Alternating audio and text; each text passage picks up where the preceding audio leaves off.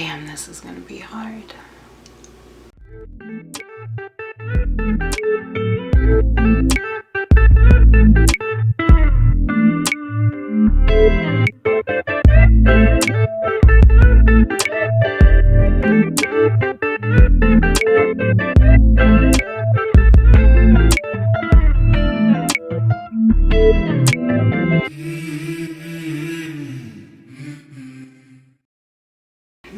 So throwback to the very beginning of the summer in 2014. Me and my best friend, we were young, we were bored, we were irresponsible, and we was ready to have fun. So we were like, let's hit up the strip club. We lived in Virginia, the strip club was in West Virginia, and it was about a 2-hour drive. I think, yeah, my best friend drove. So I had a bag of gummy bears that I had been soaking in some type of vodka for like two plus weeks, right? And each gummy bear was like dead ass this big. And I was just amazed. I kept looking at them. I was taking pictures of them. And I was like, oh, let me eat one. And maybe 5 minutes later, I was so hot. Like, my cheeks were so red. And I was just giggly. I was having the time of my life in the passenger seat. Just turned up and she's like, Summer, chill. We're not even there yet. But I didn't care. I was lit. We was about to go turn up with the strippers. Whatever. So by the time we get to the strip club, I am drunk off my ass, so drunk. And when we go in, they put an X on our hand and they took our IDs. So maybe we weren't 21 yet. If I go back and count, I would actually know, but I don't feel like doing all that. So they put the X on our hand, they took our IDs, everything. We walk into the strip club, we're just chilling. We find a little spot where all the strippers are just sitting, and we sit down with them. We're talking to them. They're cool. And a couple trips back and forth to the bathroom. We're meeting some of the girls there. And the owner was even talking to my best friend about stripping for them or something. She wasn't interested. But bottom line, we was having a good time. We was chilling. I was kind of feeling myself. I was drunk, like I said, but I wasn't like stumbling all on my ass or anything. So on our next little walkthrough, our next little trip to the bathroom, we were getting kind of there. I think the strippers were kind of like sneaking us shots or something. Like, it was so chill and we were having fun with them. We was the life of the party. We was the life of the party for real. So we was kicking back, doing whatever. And once again, I'm getting drunk. And we walked to the bathroom. Well, the way that the club was set up, there was tables on each side of the walkway where you would have to walk to the stage or through to the bathroom, or to get out anyway, you have to go through everyone. And the lights are pretty low besides the lights that are flashing on the strippers, on the poles, and up on the tables and everything. So all of a sudden, I wasn't even paying attention, but my best friend was walking in front of me, a stripper was walking beside her, and I was walking behind them. And it didn't take but a couple seconds to realize that the spotlight of the club was off of the strippers and on me.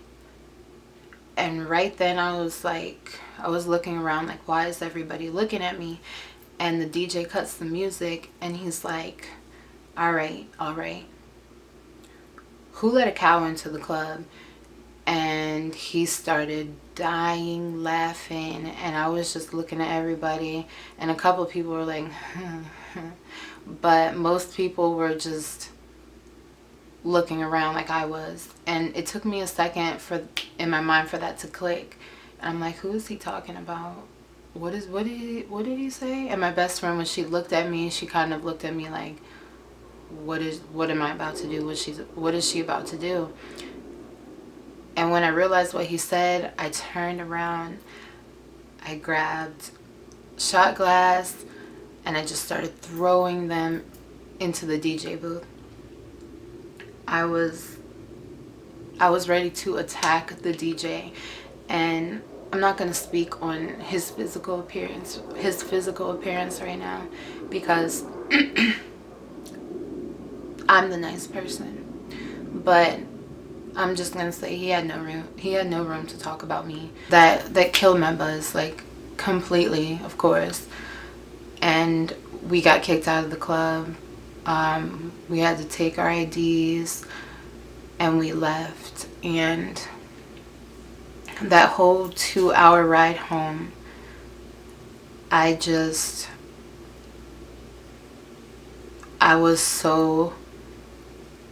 was silent, completely silent. And before I continue, if my best friend ever sees this and she doesn't know what I'm about to say, I don't want you to be hurt, because I love you and you are one of the very few people that I have genuine love for in my life, no matter what. So don't be hurt when you hear me say this, but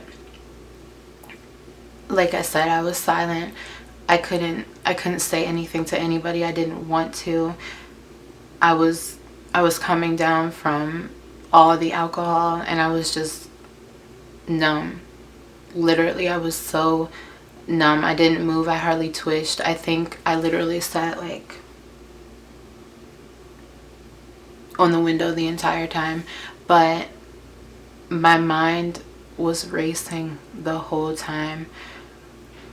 My heart was beating. I was hot. My cheeks were still... I was just in such a bad place. And I was thinking, I cannot take feeling like this again. I cannot take being mistreated from complete strangers for no reason again. And I felt like even though it was my best friend, I could not talk to her about it. I could not bring it up and say anything. I think at that moment, if I would have said anything, I would have just busted out hysterically crying and she wouldn't have known what to do. I didn't even want to put that on her. I didn't want to call anybody and tell them what happened. It was just the box of everything that I had never told anyone. That was the icing on the cake that filled the box, and the box was taped closed. I wasn't saying anything. And with all those emotions like swirling around in my head, plus the alcohol, I was becoming so sad, so suicidal at that moment. I had never been that serious about it in my life. I didn't want to be there anymore. I did not want to be on this earth. I didn't want to have to deal with anyone speaking negatively about me and my size and just talking about me without knowing me at all. So once we got back, she dropped me off at my house, and it was kind of just like, I'll talk to you later type of thing. And she didn't say anything to me the whole ride either. So I think she knew I was kind of sad, but at the same time, she didn't know what to say to me either. And as I was walking into my apartment, I walked in. I remember I threw my phone on the floor. Like, I just dropped it like it was nothing. And I walked so slowly to the bathroom. I can remember everything. With this being so long ago, I can remember everything that was in my kitchen, everything that was misplaced in my living room on the way to my bathroom, because I was just like a robot walking so slow into my bathroom. And I looked at myself in the mirror when I got there, and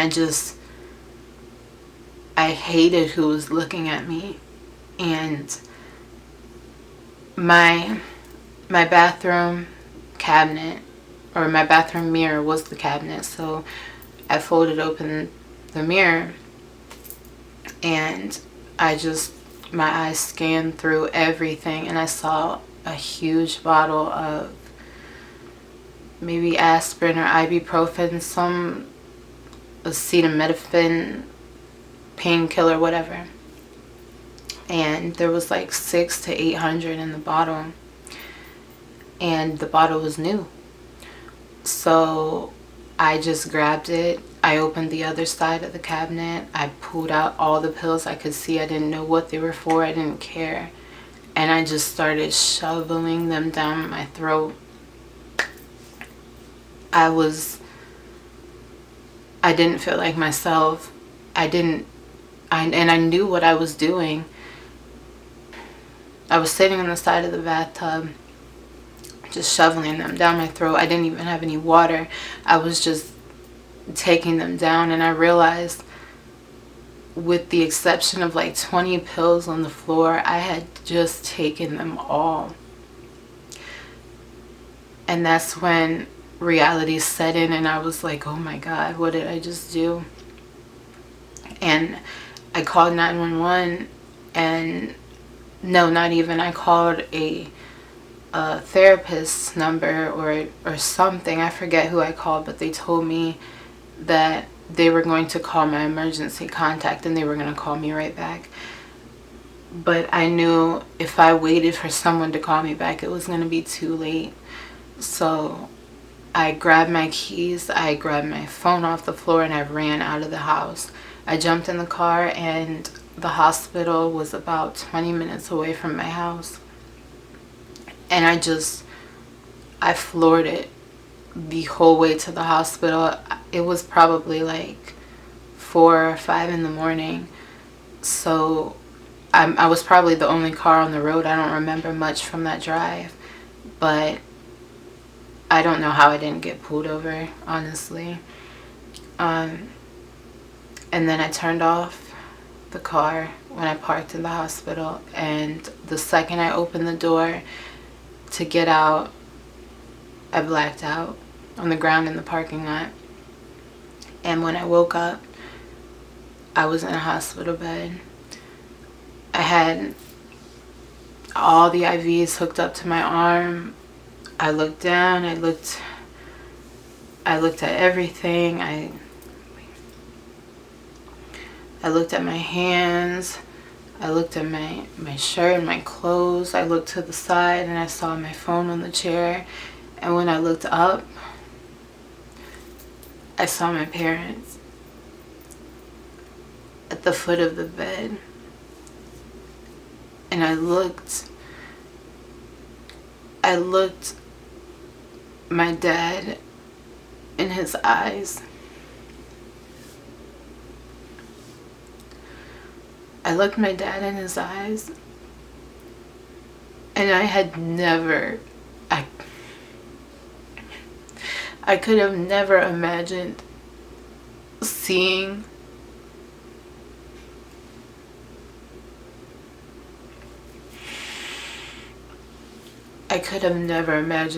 that look in my father's eyes in my life. Seeing him like that, to me, felt like I was already dead. And he was looking at me in a casket.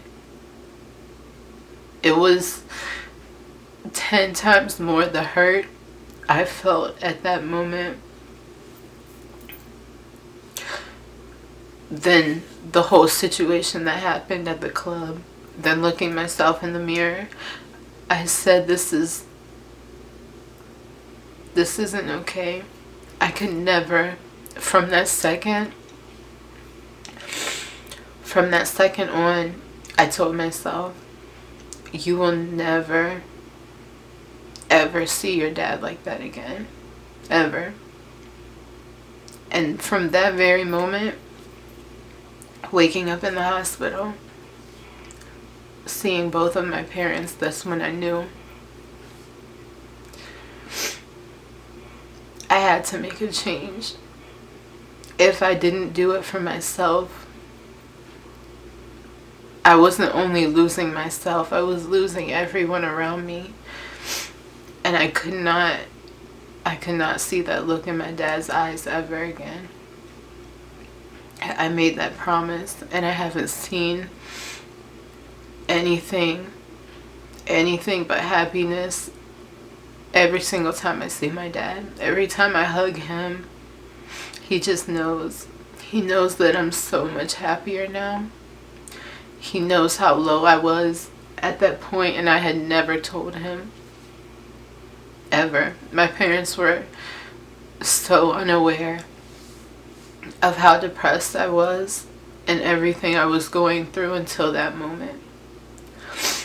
And when I came out of that depression weeks and months later, they knew that I was feeling so much better and that I had changed into a complete different person.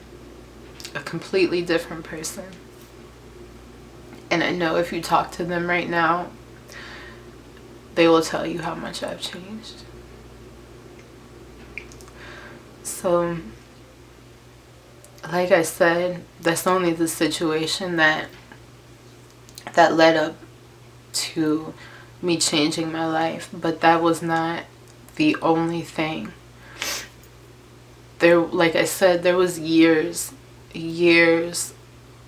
of stress, of bullying, of torment, of self-hatred. There was just so much in that box, and that was the tape over the box. I couldn't take it anymore. And I realized I had to change my life.